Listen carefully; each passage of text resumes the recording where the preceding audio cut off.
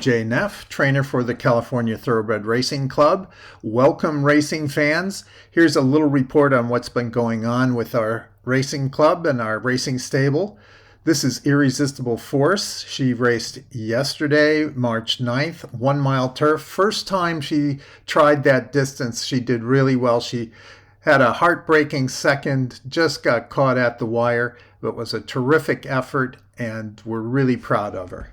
This is her breeze leading up to the race, and it was an outstanding work. She caught this horse that was working ahead of her and passed that horse easily. The rider came by our barn afterwards to find out who that horse was that blew by him.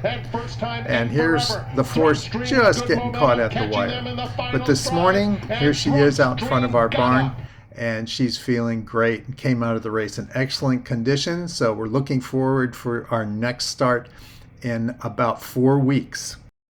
That should be the same group of horses in the upcoming race, and it will also be 1 mile turf. And again, that was the first time she tried the 1 mile distance. I think she'll be a little more fit. That was her second start coming off a long layoff where she got some R&R and was a long trip back to racing condition. We've had some requests about joining the club, and we do have a new horse available. It's a yearling filly by champion sprinter Mitoli, who's also the leading first crop sire. Just click on the link to the website, and there is also a video on the website of this filly, so take a look. And here is Wicked Desire, our 3-year-old filly by Omaha Beach. She's coming off a layoff, and she's back to work. She worked 3 furlongs from the gate, 36.2 seconds, second fastest time of the day at that distance. This is her first time breaking from the gate since last summer, so she was a little lazy leaving the gate, wasn't taking it all that seriously, but once she got rolling, she really turned in a good performance, and she could do considerably faster than this, but even then it was still second fastest time of the day. And here's something to make note of. This filly has no shoes on. She's barefoot. I pulled her shoes because she's doing a lot of training on the new synthetic surface on our training track. It's a little tighter turns because it's inside the main track and inside the turf track. I intend to use the synthetic track a lot for our training, but this particular work I wanted from the starting gate, and for that we have to go on the main track. And the reason we'll be using that track a lot is because it is statistically safer, and our exercise rider, Hector, whom you see on this horse here, he says that you can't even feel the horses hitting the ground. They just float over that track. So he really likes that track. I really like it, and the horses seem to like it. So we will be using it quite a lot. Here is Wicked Desire jogging on the training track. Now, this is just the second week that it's been open to use, and we're only allowed to jog on it at this point. It'll be another week or so before we're allowed to start galloping and then breeze.